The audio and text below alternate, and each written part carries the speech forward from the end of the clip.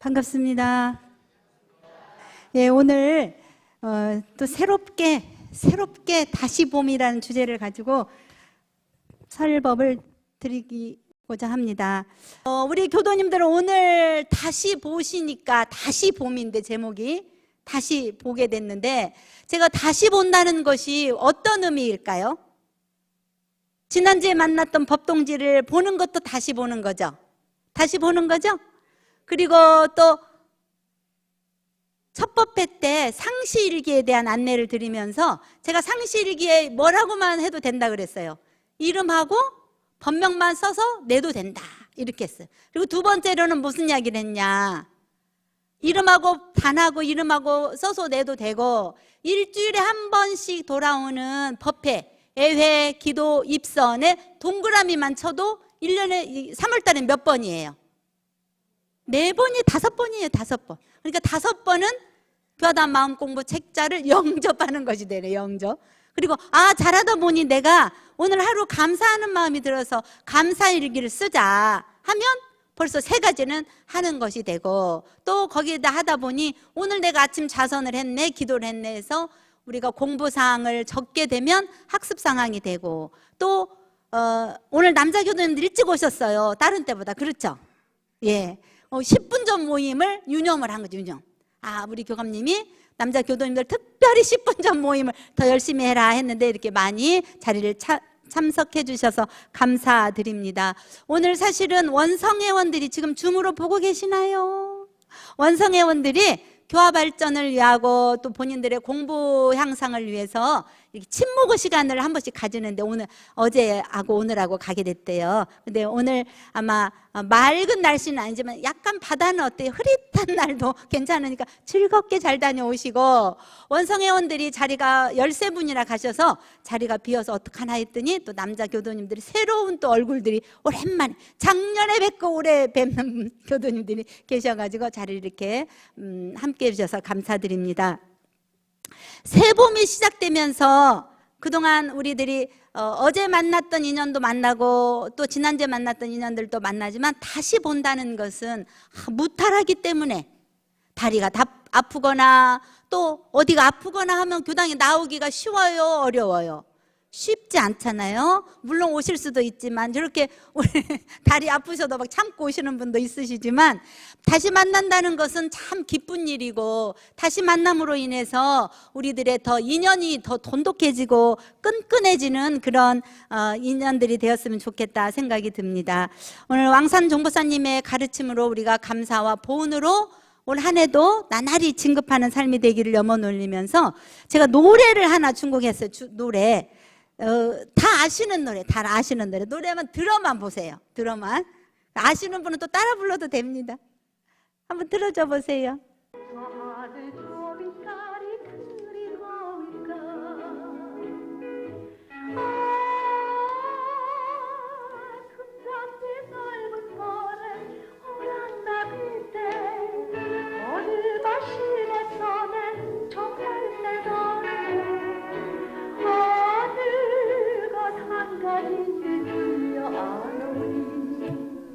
남촌서 남풀 제사는 전대나. 예. 거기가 앞부분이 잘렸네. 산 넘어 남촌에는 누가 살길래. 그 노래 많이 들어보셨죠? 예, 산 넘어 남촌에는 누가 살길래 해마다 봄바람이 남으로 오나. 산 넘어 남촌에는 누가 살길래 저 하늘 저 빛깔이 그리 고울까라고 하는 노래예요. 산 넘어 남촌에는. 근데 이 노래가 언제 나온지 아세요? 또 오래됐어. 1965년에 나왔대요. 그러니까 얘 노래가 벌써 60년이 넘어서 60년. 그래서 제가 태어날 때부터 이 노래를 들었던가 봐요. 65년에. 전 65전 이전에 태어났으니까. 그래서 이 노래를 지은 사람은 김동완이라고 하는 시인이고, 그 시인이 기타를 좀 칠 줄 알았나 봐요. 그래서 기타로 노래 이거 작곡도 하셨대요. 김동완이라는 분이. 그래서 이 노래가 1965년 이후에 출생하신 분들은 잘 모르지만 그 전에 살았던 시절은 6.25 끝나고 한참 새마을운동이 막 진행되면서 좀 삶이 고단했던 때잖아요. 그렇죠? 박정희 대통령께서 새마을운동을 시작하면서 새마을운동은 그 이후에 했지만 어쨌든 그전에는 좀 가난했고 못 먹고 살던 시절에 이 노래가 많은 사람들에게 희망을 주는 노래였대요. 따뜻하게 위로가 되고 또 희망을 주는 그런 노래였대요. 마치 그곳에 가면 뭔가 해피한 일이 있을 것 같고 뭔가 좋은 일이 있을 것 같은 그런 설레임이 담긴 노래가 이 산 너머 남촌에는이라고 해요. 근데 노래도 아까 그 노래 부른 가수는 저는 잘 모르는 가수더라고요. 누구냐, 박재란이라고 하는 가수래요. 근데 지금 현존에 있는데 저는 잘 모르겠더라고요. 아시겠어요? 예, 아이고 효타오님 고개를 완전 끄덕끄덕 하시네.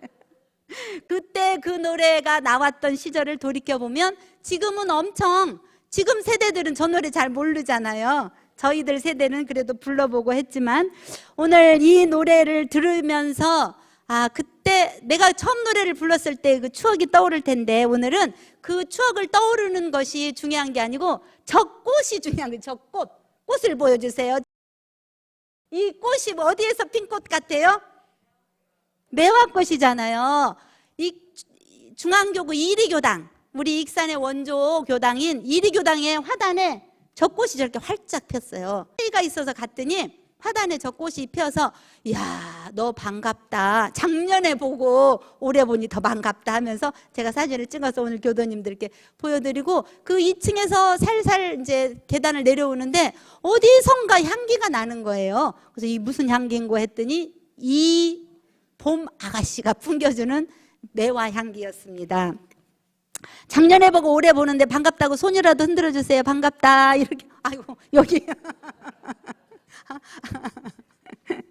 예, 제가 좀 재밌게 웃어보려고 준비를 했는데 좀 어색하긴 합니다. 다시 본다는 것은 소중한 인연들을 다시 보는 것이고 또 다시 본다는 의미는 중의적인 의미로 우리가 공정영지의 광명에 대해서 공부해 보려고 오늘 이 꽃을 이리교당에서 사진을 찍어 가지고 왔습니다. 공정영지의 광명을 따라서 새 봄이 왔어요. 공정영지의 광명을 따라서 저 꽃이 향기를 품어주고 있어요. 공적이라고 하는 것은 뭐냐면 제가 여기다 써놓으려고 했는데 공적이라고 하는 것은 빌공자 적적하다 할 때 적자예요. 그래서 텅 비어 고요한 상태, 텅 비어 고요한 상태, 공적, 텅 비어 고요한 상태. 영지는 신령스럽다 할 때 신령영자에다 알지자를 썼어요. 그래서 영지라고 하는 것은 뭐냐? 신령스러운 지혜 광명이 있는 것. 텅 비어 고요한데 공적과 영지가 떨어져 있는 것이 아니고 두 단어가 만나서 공적영지가 되죠. 공적영지. 텅 비어 있으되 그 안에 소소영령하게 알아내는 것, 알아가는 것. 공적영지. 우리 삶 속에서 우리 교도님들도 많이 경험하게 되는 단어가 공정영지고 이걸 진리의 표현으로 이론상의 진리장에서 보면 공정영지의 광명을 따라 대소유무의 분별이 나타난다 그렇게 표현을 하셨어요. 근데 이 지구상에 이 진리 안에 아무것도 없다고 믿는 사람 여기 앉아 계시는 분 아무도 없으세요. 우리는 분명하게 소소영령하게 아는 것이 있다. 그 영지. 텅 빈 공적의 진리를 안다면 영지는 원불교 신앙과 수행인은 모두 다 그 자리인 것이지 하고 아는 것이 영지죠. 아침에 자고 일어났어요. 제가 4시 30분이 되면 알람이 울리거든요. 알람이 울리면 잘 때는 정신없이 열심히 자죠. 열심히 자는데 알람 소리를 들으면 하고 일어나지죠. 알람이 울리네. 4시 반이 됐구나. 일어나야겠구나 하고 의식이 돌아오는 거죠. 의식이.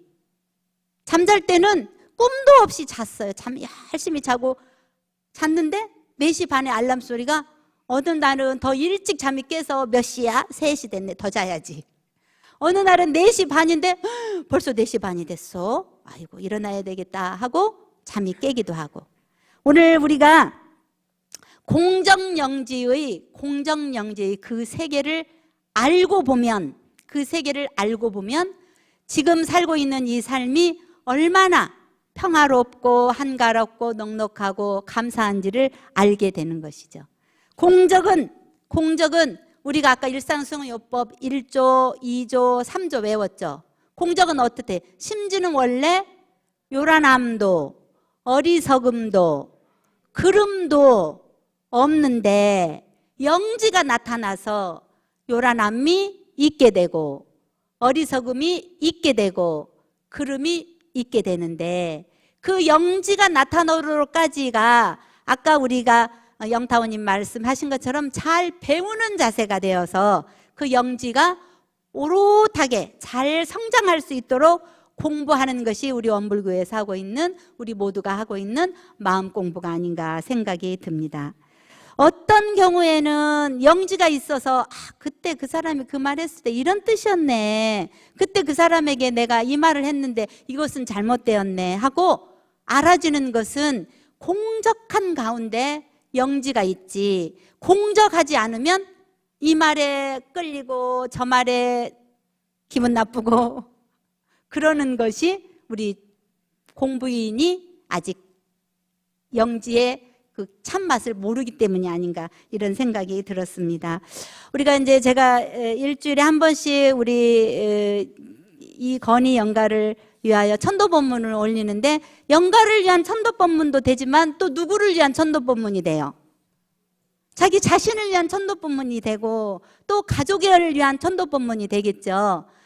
끝이 아니고 새로운 시작이니 정성 들여서 더 준비해서 잘 갈 수 있도록 안내를 해드리자 하는 것이 가족에게 드는 법문이라고 한다면, 천도법문의 이 우주와 만물도 또한 뭐라 그랬죠? 그 근본은 그 근본은 우주와 만물도, 들을 때는 잘 아는데 저도 외우려고 하면 외우는데 말로 하려니까 잘 안 되네. 그 근본은 본연 청정한 성품짜리다. 본연 청정한 성품짜리가 바로 공적한 자리이고, 그 본연 청정한 성품짜리에서 뭐가 있어요?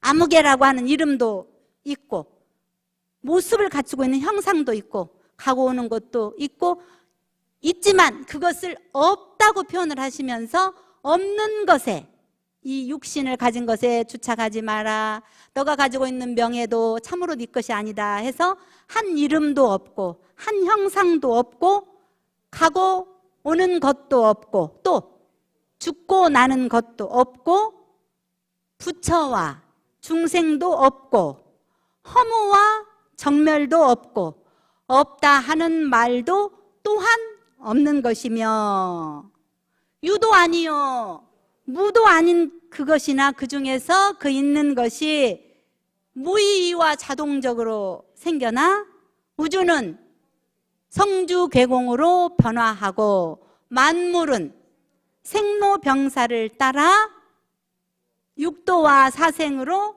변화한다라고 천도품에 밝혀주셨습니다. 천도법문을 읽을 때.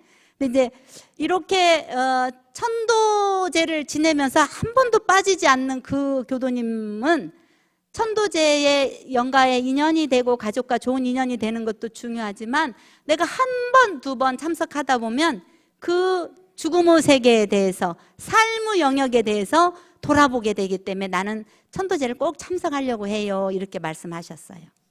그분은 제가 생각할 때 이 이치를 아는 분인 것 같아요.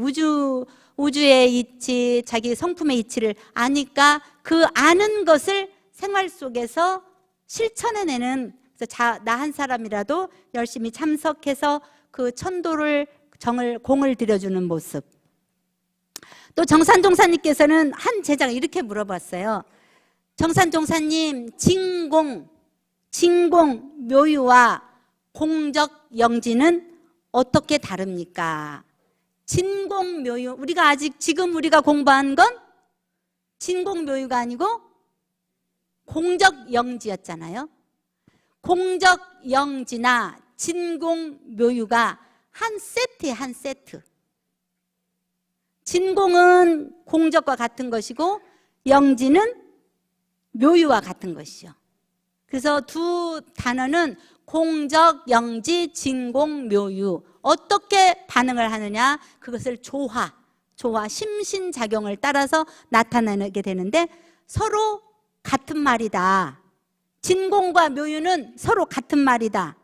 진공, 묘유는 진리를 표현한 말이라고 한다면 공적, 영지는 우리의 사람을 심신작용으로 나타나는 모습을 보고 표현한 것이다 라고 말씀해 주셨어요.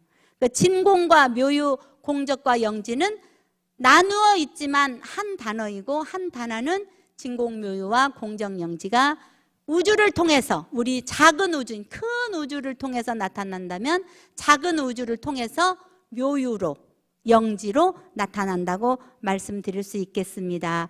오늘 이론상의 진리에서 많은 키워드들이 있지만 우리가 공정영지의 광명을 따라서 이 몸이 나타나게 되었고 이 몸이 나타남으로 다시 보게 되는 이 우주의 소식을 진리의 소식을 우리가 봄이 시작됨과 동시에 상충객이 되어서 저 벚꽃놀이도 가면서 저 벚꽃이 어디에서부터 시작이 되어서 오늘날 저렇게 아름다운 꽃을 피울까? 저 매화가 비록 이리교당의 화단에 피어 있지만 그 꽃이 어디서부터 와서 오늘날 이렇게 향기를 피우며 이 몸은 몇십 년 전에 왔다가 현재의 나로 있고 미래의 나는 어떻게 갈 것인가를 이 봄에 같이 연마해 보는 그런 시간이 되었으면 좋겠다 싶어서 제목을 다시 봄이라고 정해봤습니다.